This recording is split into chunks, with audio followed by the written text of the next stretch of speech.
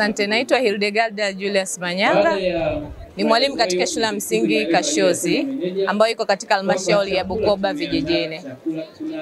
Ningeisemea Burute SACCOS ni chama cha ushirika ambacho kina faida nyingi sana kwetu sisi watumishi. Kwanza kabisa Burute imetuwezesha sisi kuweka akiba.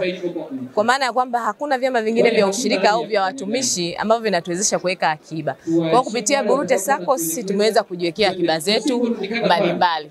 Lakini pia mbali na akiba, Burute SACCOS imetuwezesha sisi kupata mikopo kwa riba nafuu kabisa, tofauti na mabenki mengine. Vile Burute SACCOS ni chama cha tofauti kabisa. Kimetuwezesha kupata mafunzo mbalimbali. Si tu kwa siku ya leo ambako tumepata mafunzo ya fedha, lakini pia huwa inafanya kutoa mafunzo ya ujasiriamali na vitu vingine vingi tu. Ni chama ambacho kinatuletea mafunzo mbalimbali.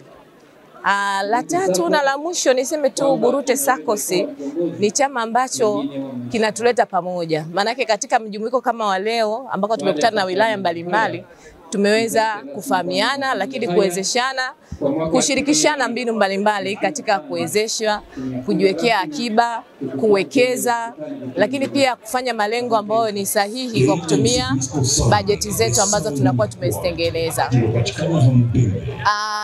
Ningependa hiki chama kiwepate wafanyakazi wengine zaidi, watumishi wengine ambao wangependa kujiunga na hichi chama. Ni chama kizuri sana, mimi nawakaribisha. Ninawashukuru sana Burute. Nafikiri waongeze zaidi na zaidi mafunzo mbalimbali tofauti na hapa, ili watu wengine waweze kuvutiwa zaidi kujiunga na chama hiki.